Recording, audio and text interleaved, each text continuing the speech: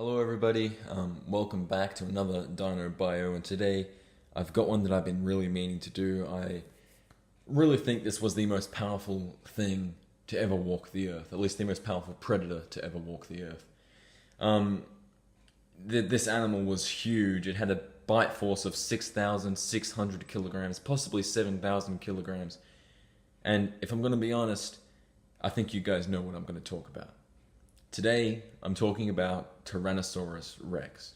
Perhaps the best known of all dinosaurs, Tyrannosaurus held the record for the biggest and most powerful land-living predator of all time for a century, until the discovery of the big carnosaurs such as Carcharodontosaurus and Giganotosaurus in the 1990s. However, recent discoveries show that Tyrannosaurus may have been bigger, or at least the size of Giganotosaurus, and it was certainly more powerful. About 20 skeletons of Tyrannosaurus are known, some articulated and some scattered, and so the appearance of this dinosaur is known with confidence. The skull is short and deep and solid compared with that of other big meat-eaters. The teeth are 8 to 16 centimeters long and about 2.5 centimeters wide. Those at the front are D-shaped, built for gripping, while the back teeth are thin blades evolved for shearing meat. The eyes are positioned so that they give a stereoscopic view forwards, and the ear structure is like that of a crocodile's, which have very good hearing. Tyrannosaurus was essentially the ideal predator. It was at the peak of its evolutionary standard. It was perfectly designed to kill. In Jurassic Park, they show it as sort of this big, dumb animal. But in reality, this creature was insanely dangerous to large herbivores.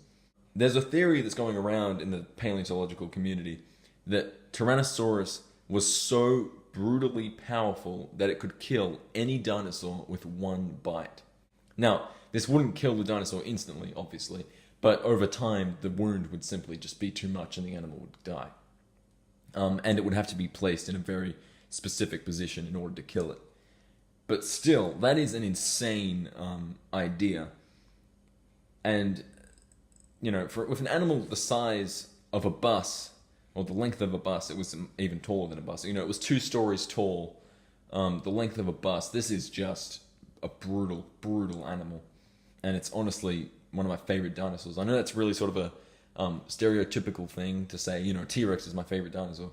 But, look at it. It is just gorgeous. And it's that sort of thing where you go, oh, that's beautiful, because it's nature at its very, very best.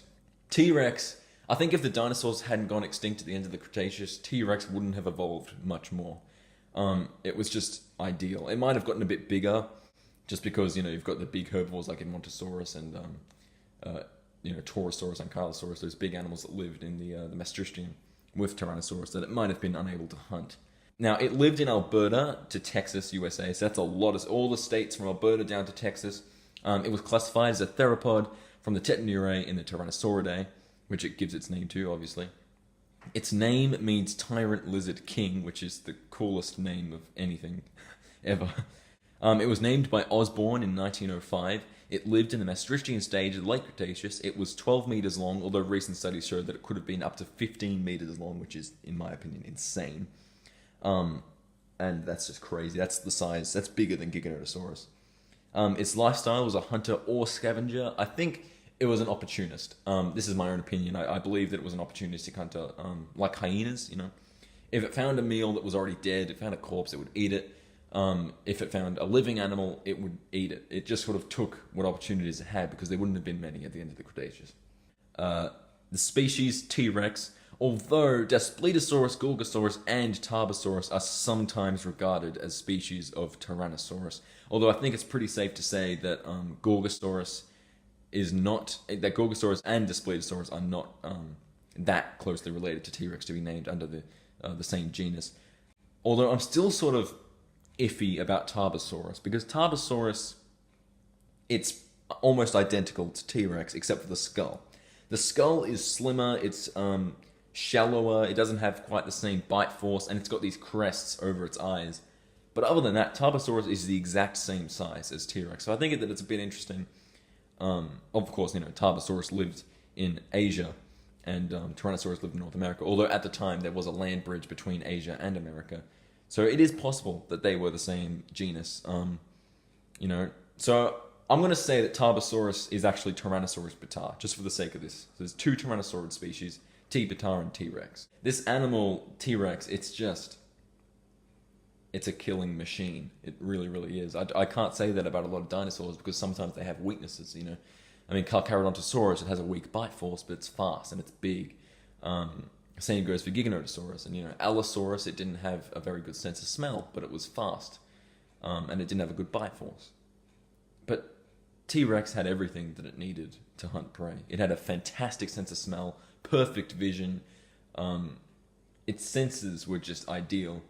And it was bulky. It was just a walking tank with teeth. And it was, you know, with a bite force strong enough to kill any animal today, I think that it definitely deserves the top spot as one of the most powerful dinosaurs ever.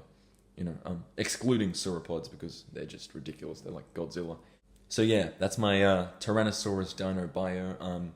I've been sort of putting this one off because I wanted to wait until I had some better software to make a better video about it because, you know, it's T-Rex, deserves a better video. But I just couldn't. I really, really wanted to make a video about it, and it's one of my favorite dinosaurs, and I really, really like it. Next time, I'm probably going to do a video about an ankylosaurid, probably Tarkia, or actually, I might do one about Crichtonsaurus, because I have a bit of a weird theory about that might factor into Jurassic World Fallen Kingdom, or at least the new Jurassic World game that's coming out. Thanks guys for watching, leave a like, subscribe, and yeah, I'll see you later.